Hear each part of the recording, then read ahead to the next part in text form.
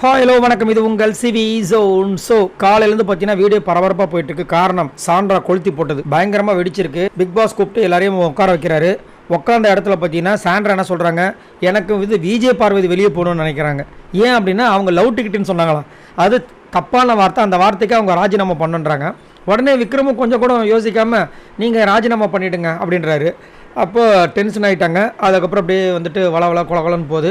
Big pass வந்து என்ன சொல்கிறாருன்னா, கெஸ்ட்டு வந்துட்டு உங்களுடைய ஃபீட்பேக்கை கொடுங்க அப்படின்னு சொல்கிறாரு. அப்போ கொடுக்கும்போது என்னை யாருமே ஒழுங்காக ரிசீவ் பண்ணல. பிரஜனும் வந்துட்டு அந்த கரெக்டான ஒரு பொசிஷனில் பண்ணல. ஏன்னா அவர் கொடுத்த கேரக்டர் அவங்க ஒழுங்காக கேரி ஃபார்வர்ட் பண்ணல அப்படின்னு சொன்னோடனே பிரஜனுக்கு கோவம் வந்துருச்சு. ஏன் அப்படின்னா உண்மையே சொல்ல போனால் பிரஜனை அதை பண்ணல. ஏன்னா எல்லாருமே வந்துட்டு அப்படியே கரெக்டாக பண்ணணும்னு சொல்லிட்டு ஒரு முனைப்போட பண்ணாங்க.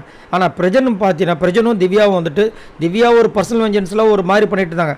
பிரஜன் சுத்தமாக மதிக்கவே இல்லை. அந்த கேரக்டர்லே இல்லை. அவர் வந்து இன்னுமே அந்த கொஞ்சம் தென்னாவட்டில் நெக்கில் பண்ண மாதிரி தான் இருந்துச்சு. அதான் அங்கே வந்து போட்டு உடச்சோட இவருக்கு கஷ்டமாயிடுச்சு.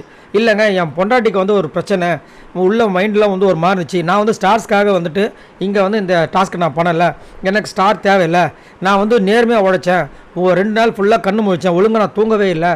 நான் வந்து என்னது நம்ம மஞ்சரியோட செருப்பு பிளாக் கலர் செருப்பில் கல்லெல்லாம் எடுத்தேன். இதெல்லாம் யார் கேட்டால் முதல் அவங்களே சொல்கிறாங்க. இதெல்லாம் நான் கேட்கவே இல்லைங்க, நான் ஸ்டார்ஸ்க்காக பண்ணல, நேர்மையாக இருக்குன்னு நினச்சேன்.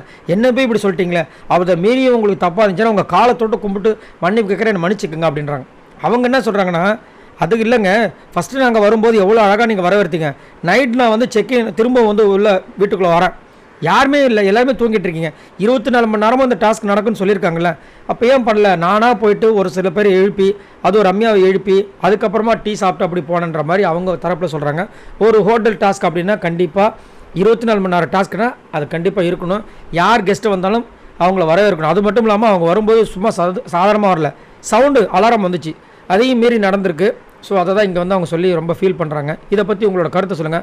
ஆனால் செம்மையாக வந்து கலாச்சாங்க பிரியங்கா.